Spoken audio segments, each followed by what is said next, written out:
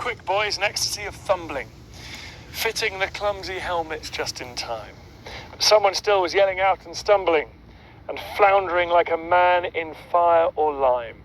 Dim through the misty panes and thick green light, as under a green sea I saw him drowning. In all my dreams before my helpless sight, he plunges at me, guttering, choking, drowning.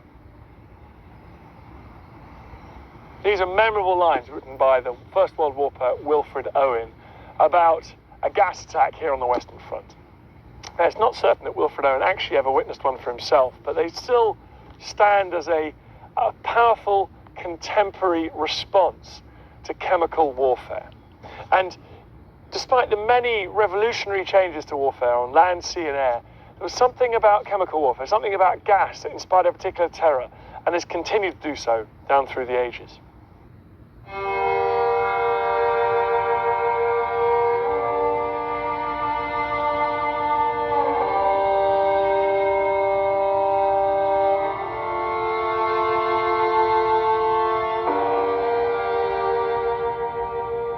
People tend to think it was the Germans that really started chemical warfare in World War I. But in fact, the first use of chemicals on the battlefield was the French. They threw hand grenades containing tear gas in August 1914, but they had a pretty negligible effect. Later in the war, in October 1914, the Germans experimented by firing canisters containing an irritant that gave anyone who came into contact with it violent sneezing fits. And the Germans went one step further, and at the 31st of January 1915, way over on the Eastern Front, they fired shells full of tear gas, but those failed to operate correctly because of the sub-zero temperatures out there fighting the Russians. Then, in the late afternoon of the 22nd of April 1915, men from a specially trained German army unit released more than 160 tons of chlorine gas in the Ypres salient. The big cloud of gas drifted towards the French-held lines. They were troops from France's North African Empire, Algerians, and all to prepare for an attack. It looked like this was a smokescreen, and there'd be Germans advancing under cover of it. But in fact, it was not a conventional attack, it was a chemical weapons attack. Now, by pure coincidence, my great-grandfather was actually a witness to that attack. He was stationed a little bit further along the line. He wrote about it in his memoir. He says that he noticed a whitish-blue mist to the northeast to us over French lines. It was the sort of mist one expects to see over water meadows on a frosty night. We were rather puzzled by it. We soon noticed a peculiar smell which made our noses and throats tingle. And it was some time before we realised that this was the much talked of gas. As my great-grandfather then witnessed, the French troops, the colonial troops, flooded back in total disarray, panicked by this new weapon system. Around 5,000 or 6,000 of them were killed or wounded in the first few minutes of that gas attack, opening up a 4-mile gap in the Allied line. Bizarrely, it had also taken the Germans by surprise. They weren't expecting for it to be that successful, and as a result, they weren't really ready to exploit that breakthrough. In the event, after a few days of forward and back fighting, both sides were approximately in the same positions where they began before the gas attack. But that can't disguise the fact that the gas attack was the first successful use of chemical weapons in military history. And as far as that goes, it was a turning point.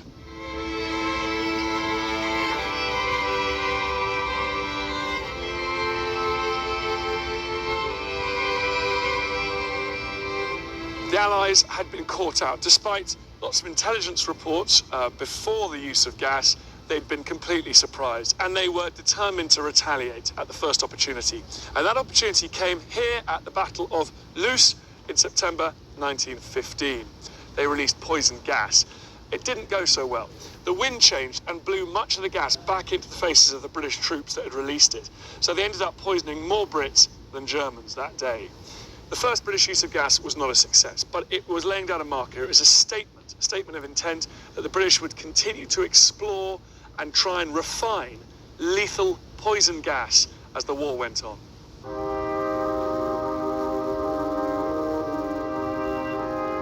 Germany might have led the way when it came to chemical warfare, but as so often in World War I, one advance prompted countermeasures as the other side scrambled to catch up and innovated very effectively. Now, in early 1915, the Allies were issued with rags, handkerchiefs, socks soaked in bicarbonate of soda, or even urine. They were told to pee on their own handkerchiefs because the ammonia in that urine would counteract the effect of chlorine. But quite rapidly, respirators were introduced, and they improved dramatically during the course of the war. You can see I've come to this fantastic treasure trove of archaeological finds on the Western Front here, and there's quite a lot of evidence for respirators here and gas masks, which got really quite effective. And that meant that after May 1915, relatively few people actually died from gas attacks. The Imperial War Museum think that only 6,000 British and Imperial troops died from poison gas during World War I. Now that sounds a lot of people, but it's very small compared to the overall number of deaths in the war. In fact, it's only about a third of the number of people killed in one day of fighting on the Battle of the Somme. But it wasn't just the fact that gas killed and incapacitated people, it was the psychological effect of gas. And you can tell from Wilfred Owen's poem and from other testaments of survivors that gas operated a psychological and morale effect long after the physical effects had passed away.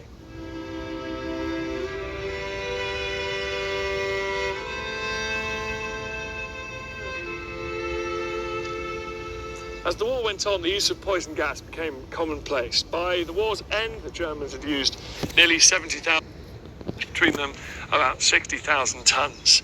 The precedent had been firmly set, and it's been something that has gone on right up to the present day. Most recently, the use of sarin gas in Syria.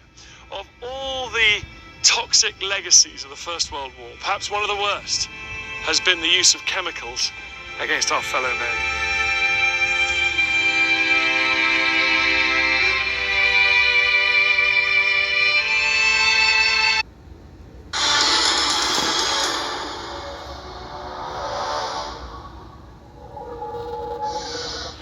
April 22nd, 1915. German forces secretly moved thousands of chlorine gas cylinders into position around Ypres. 168 tons. Enough to swamp Allied trenches along a 4-mile front. The French troops stationed there have no idea what's coming. The Germans were prepared at Ypres to use gas for some time, but they actually had to wait until the weather conditions were just right. That typically the wind was blowing from west to east, which meant that any gas attack coming from the German side would have blown right back into their own soldiers. And then, one evening, the wind changed direction. The Germans begin the Second Battle of Ypres by opening the valves on nearly 6,000 chlorine gas cylinders. The gas is piped into no man's land, where a light breeze picks it up. In just 5 minutes, a deadly cloud, 4 miles wide, is drifting towards the French line. Willy Siebert is a gas specialist with the unit deploying the world's first WMD in battle. As this great cloud of green-gray gas was forming in front of us, we suddenly heard the French yelling.